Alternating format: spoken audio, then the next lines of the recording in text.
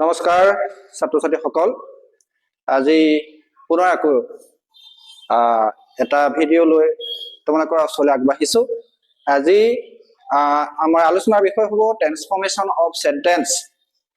যোৱা এটা ভিডিঅ'ত আমি কেনে ধৰণে সিম্পলৰ পৰা কম্পাউণ্ড কৰিব লাগে তাক আমি বুজাই দিছিলো আৰু আজি আমি তোমালোকক বুজাই দিম কেনে ধৰণে সিম্পলৰ পৰা কমপ্লেক্স কৰিব পাৰি সাধাৰণতে আমি তাৰ আগতে এটা কথা মই কৈ ল'ব বিচাৰিছো সাধাৰণতে সিম্পল সেন্টেন্স কেনেকুৱা কমপ্লেক্স সেন্টেন্স কেনেকুৱা আৰু লগতে কম্পাউণ্ড সেন্টেন্স কেনেকুৱা বিশেষকৈ মই যোৱা ভিডিঅ'ত কৈছিলো যে সিম্পল সেন্টেন্সত আমি কি কৰিব লাগিব যে সিম্পল সেন্টেন্সত আমি বাক্যশাৰী চাব লাগিব তাত কেৱল মাত্ৰ এটাই প্ৰিন্সিপাল ক্লজ থাকিব আৰু এটাই ভাৰ্ব থাকিব মই এটা উদাহৰণ লিখি বুজাই দিব বিচাৰিছো So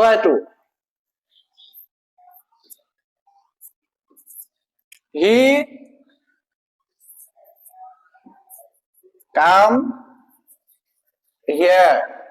He come here. He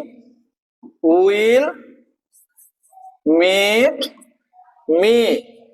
He will meet me. এই দুটা মই কি কৰিলো যে এই দুটা বাক্য মই তোমালোকক লেখাই দিলো এইগিটা হৈছে সিম্পল সেন্টেন্স গতিকে সিম্পল সেন্টেন্সত আমাৰ এটাই ভাৰ্ব থাকিব আৰু এটাই ক্লজ থাকিব কিন্তু কমপ্লেক্স সেন্টেন্স কথা যদি আমি ক'বলৈ যাওঁ কমপ্লেক্স সেন্টেন্সত সাধাৰণতে কেইবাটাও ক্লজ থাকিব কেৱল মাত্ৰ এটা প্ৰিন্সিপাল ক্লজ আৰু লগত কেইবাটাও কি থাকিব সাবঅৰ্ডিনেট ক্লজ থাকিব তাৰ আগতে মই কম্পাউণ্ড সেন্টেন্সৰ কথা কৈছো যে কম্পাউণ্ড সেন্টেন্সত কেইবাটাও ক্লজ কিছুমান সাধাৰণতে কনজাংশনৰ যোগেদি আমি কি কৰিব পাৰো কম্বাইন কৰিব পাৰো যে চাই লবা এই দুটা বাক্য যদি আমি কম্পাউণ্ড কৰিবলৈ যাওঁ তেতিয়া হলে এই দুটা বাক্যক আমি কম্পাউণ্ড কৰিবলৈ যাওঁতে আমি এটা কনজাংশন লগাই আমি কম্পাউণ্ড কৰিব পাৰো আৰু সাধাৰণতে কম্পাউণ্ড সেন্টেন্সত দুটা ক্লজ এটা কনজাংশন লগাই কম্পাউণ্ড কৰা হয় এতিয়া মই এই বাক্যশাৰী লেখাই দেখাই দিছো তোমালোকক he comes here and meet me edu he come here and meet me গতিকে এনে ধৰণে আমি কি কৰিব পাৰো যে কম্পাউণ্ড কৰিব পাৰো এতিয়া আমি কমপ্লেক্সৰ কথা ক'বলৈ যদি যাওঁ কমপ্লেক্সৰ কথা যদি ক'বলৈ যাওঁ কমপ্লেক্স সেন্টেন্সত এটা প্ৰিন্সিপাল ক্লজেই নহয় যে কেইবাটাও কি থাকিব সাবঅৰ্ডিনেট ক্লজ থাকিব চাবা এতিয়া কমপ্লেক্সৰ যদি কথা মই ক'বলৈ যাওঁ তেতিয়া হলে আমি কি কৰিব লাগিব যে if he comes he will meet me নিশ্চয় চাগে বুজি পাইছা নাই পোৱা জানো কোৱাচোন পাইছা চাই থাকা গতিকে আমাৰ এই যিটো আজি বিষয় এই বিষয়টো কেৱল মাত্ৰ তোমালোকক যে পৰীক্ষাত অৰ্থাৎ তোমালোকৰ ক্লাছ 9 ৰ পৰা 12 লৈকে অহাই কথা নহয় তোমালোকে ভৱিষ্যতে যিমান বিলাক তোমালোকে কম্পিটিটিভ এক্সাম পাবা এআৰডি হওক টেটে হওক বা পুলিচৰ যিবিলাক পৰীক্ষাই হওক সকলো পৰীক্ষাতে কিন্তু এইবিলাক তোমালোকে পাই যাবা গতিকে এতিয়া মই তোমালোকক কেনে ধৰণে যে সিম্পলটো কমপ্লেক্স কৰিব পাৰি সিম্পলৰ পৰা কমপ্লেক্স সেন্টেন্স কৰিব পাৰি তাক বুজাই দিম বুজিছা নে বেটা নিশ্চয় চাগে বুজিছা বুজি নাযাবা দেই চাই থাকা চোৱা ইয়াৰে এক নম্বৰ নিয়মটো হৈছে এক নম্বৰ নিয়মটো মই কৈ দিছো ইয়াত লিখি ল'ব পাৰিবা তোমালোকে যে পাৰ্টিচিপলে আৰম্ভ হোৱা বাক্য when বা সাবজেক্ট লগাই পাৰ্টিচিপলে আৰম্ভ হোৱা বাক্য when বা সাবজেক্ট লগাই আমি কি কৰিব পাৰো যে সিম্পলৰ পৰা কমপ্লেক্স কৰিব পাৰো এতিয়া মই এটা তোমালোকক উদাহৰণ এতিয়া ইয়াতে লেখাই দিছো উদাহৰণটো চাই লোৱা সিম্পলৰ পৰা কেনে ধৰণে কমপ্লেক্স কৰিব পাৰি পাৰ্টিচিপল থকা বাক্যত পাৰ্টিচিপলৰ বিষয়ে জিৰানৰ বিষয়ে পিছত তোমালোকক মই কম দেই আজি আমাৰ চাই লোৱা যে seeing a tiger, ইয়াৰ এটা মই উদাহৰণ লেখাই দিছো যে seeing a tiger he ran away. এইটো হৈছে simple sentence. ইয়াত কেৱল মাত্ৰ এটাই ক্লোজ আছে, এইটো হৈছে simple sentence. ইয়াক যদি আমি কমপ্লেক্স কৰিবলৈ যাওঁ এতিয়া আমি লগাই দিলো ইয়াৰ উত্তৰটো, এইটো কমপ্লেক্স, এইটো simple. When he saw a tiger he ran away. এইটো চাই লোৱা, দেখিছা যে পাৰ্টিচিপল seeing টো হৈছে পাৰ্টিচিপলে আৰম্ভ হোৱা বাক্যটো আমি কমপ্লেক্স কৰিবলৈ হলে কি কৰিব লাগিব যে when plus subject এইটো লগাই দিলে আমাৰ বাক্য শাৰী এটা গাঁথনি তৈয়াৰ কৰি দিলে কিন্তু আমাৰ সিম্পলৰ পৰা কমপ্লেক্স হ'ব। এতিয়া আমি 2 নম্বৰ নিয়মটোলৈ গুচি গলো। 2 নম্বৰ নিয়মটো চোৱা, টু ইনফিনিটিভ থকা বাক্যত that আৰু subject প্লাস ভাৰ্ব লগাই সিম্পলৰ পৰা কি কৰিব পাৰো কমপ্লেক্স কৰিব পাৰো। এতিয়া ইয়াতে আমি এটা উদাহৰণ দেখি তোমালোকক বুজাই দিব বিচাৰিছো যে he want me to help him. He want me to help him. He want me to help him.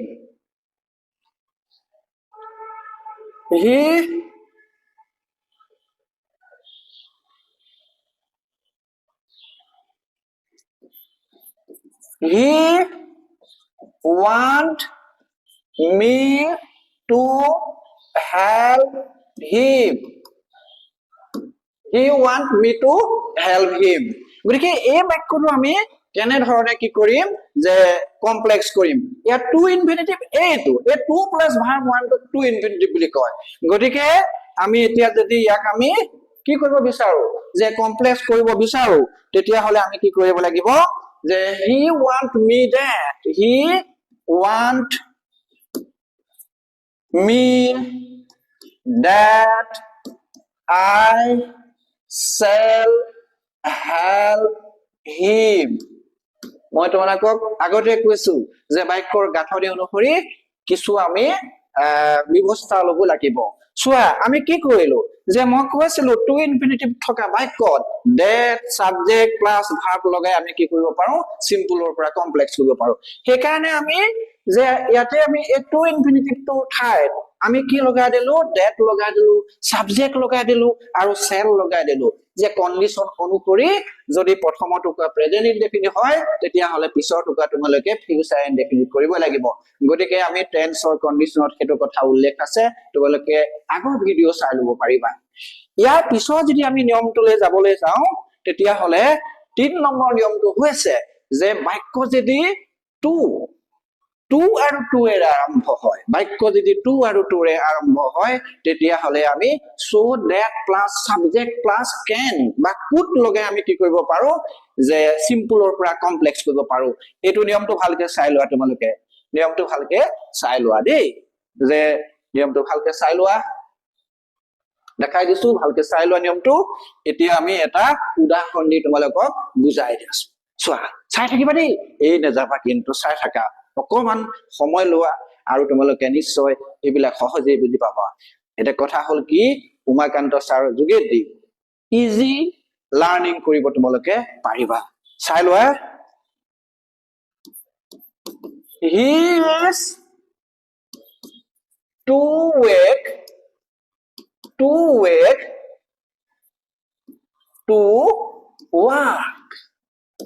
He is to wake to work. He is to wake to work. যদি আমি ইয়াক কমপ্লেক্স কৰিবলৈ যাওঁ তেতিয়া হলে কি কৰিব লাগিব he is so wake that he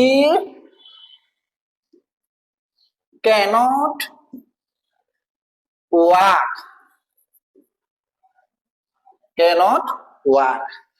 He is so weak that he cannot walk.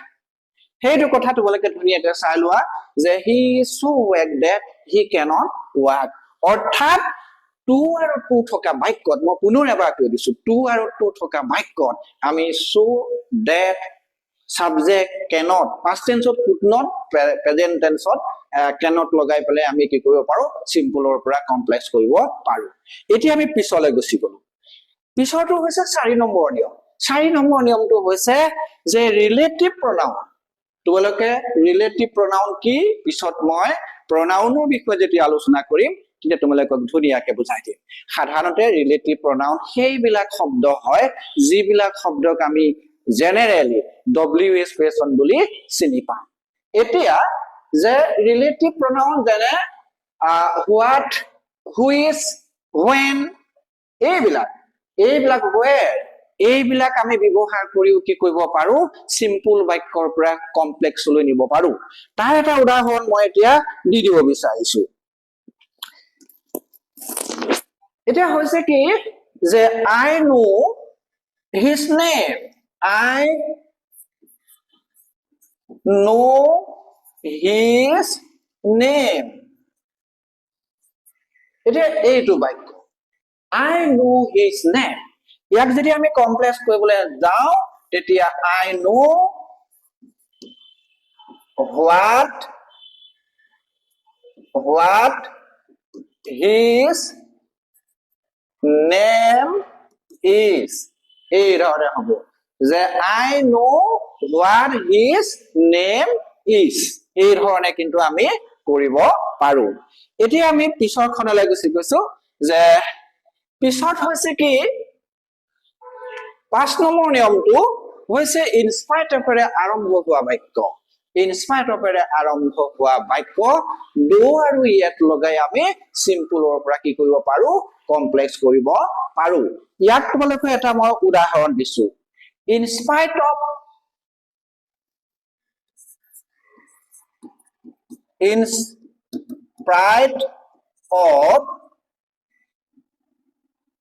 working hard he lost his harvest গতিকে ইয়াক আমি do he work hard yet he lost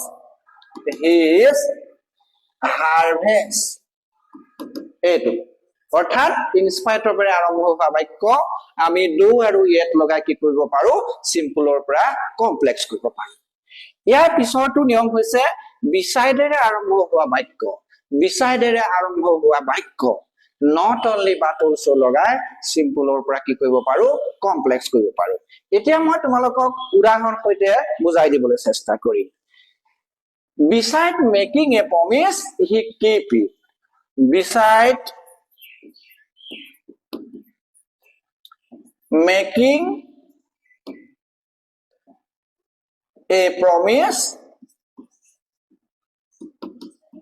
he keep it এতিয়া এটো হৈছে এটা সিম্পল সেন্টেন্স আৰু ইয়াক যদি আমি কমপ্লেক্স কৰিবলৈ যাও তেতিয়া আমি লিখিব লাগিব যে beside এৰ আৰম্ভ হোৱা বাক্য not only but also লগাই সিম্পলৰ পৰা কমপ্লেক্স কৰিব লাগিব এতিয়া আমি কিন্তু যে কমপ্লেক্স বাক্যৰ সদায় সাবজেক্ট বিলাক দিবই লাগিব যে he did not only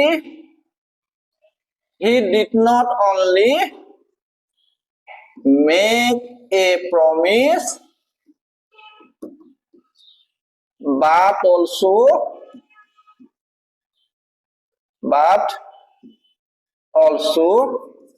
kept it গৰিকে এইটো সাবজেক্ট আমি ফাৰ্স্টলৈ লৈ গৈছি আহিলো he not only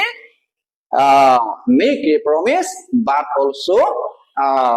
keep it সেইটো তেনে ধৰণে হ'ল এতিয়া আমি পিছৰ নিয়মটো লৈ গুছি যাব বিচাৰিছো পিছৰ নিয়মটো 7 নম্বৰ নিয়মটো 7 নম্বৰ নিয়মটো গতিকে এইকেইটা নিয়ম তোমালোকে জানিলে সহজে কি কৰিব পাৰিবা যিকোনো পৰীক্ষাত তোমালোকে সিম্পলৰ পৰা কমপ্লেক্স কৰিব পাৰিবা গতিকে বা কমপ্লেক্সৰ পৰা সিম্পল কৰিব পাৰিবা ইয়াক উলটা কৈ দিলে কমপ্লেক্সৰ পৰা সিম্পল হৈ যাব গতিকে যে কৈছে কিছুমান ইম্পাৰেটিভ সেন্টেন্সৰ বাক্য if you বা do not লগাই if you do not লগাই আমি সিম্পলৰ পৰা কি কৰিব পাৰো কমপ্লেক্স কৰিব পাৰো এইটো নিয়মটো চাই এতিয়া মই এটা উদাহৰণ দিম দেই যে walk fast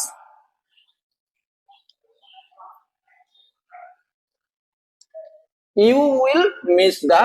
train walk fast you will miss the train এটা এই বাক্যশাৰী যদি আমি কমপ্লেক্স কৰিবলৈ যাওঁ তেতিয়া হলে আমি if you do not লগাব লাগিব if you do not walk if you do not walk fast you will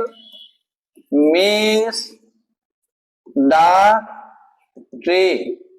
এইটো এনেধৰণে আমি কৰিব লাগিব এতিয়া আমি তোমালোকক এখন টেস্ট পেপাৰ দেখাব বিচাৰিছো টেস্ট পেপাৰখন চাই লোৱা এইবিলাক আমাৰ সাধাৰণতে কি হয় যে এইখিনি আমাৰ এইচএস সেকেন্ড ইয়াৰত আহিছে 2020 ত আহিছে এয়া 2019 ত আহিছে এইটা 2019 ত আহিছে গতিকে এইবিলাক যিখিনি আমি উদাহৰণ দিলো সেইখিনি উদাহৰণো ইতিমধ্যে পৰীক্ষাত আহিছে আৰু এই টেস্ট পেপাৰখন মই সলভ কৰি দিছো তোমালোকে চাই লোৱাচোন সোৱাটো যে good student do their homework regularly এই ধৰণৰ বাক্যটো আমি যদি কমপ্লেক্স কৰিবলৈ যাওঁ তেতিয়া হলে the student who are good do their homework regularly তাৰমানে আমি এইটো ৰিলেটিভ ক্লজ টো লগাই দিলো এই ৰিলেটিভ ক্লজ টো লগাই দিয়া লগে লগে আমাৰ বাক্যশাৰী কমপ্লেক্স লৈ গুচি গল he want me to help him এটো কথা মইতো ইতিমধ্যে কৈ গৈছিলো তোমালোকক যে he want me that I shall help him তাৰ পিছতে a rolling stones gather no moss a rolling stone এটা that ক্লজ লগাই দিলো যে that ক্লজ লগাই পেলাই আমি কি কৰিব পাৰিলো যে a rolling stone is a stone that is rolling that gather no moss গতিকে নিশ্চয় তোমালোকে বুজি পালা পৰৱৰ্তী খণ্ডত তোমালোকক মই আৰু কিছুমান এনে ধৰণৰ সহজ ভাৱে আৰু কিছুমান তোমালোকক গ্ৰামাৰৰ নিয়ম বুজাই দিবলৈ চেষ্টা কৰিম ধন্যবাদ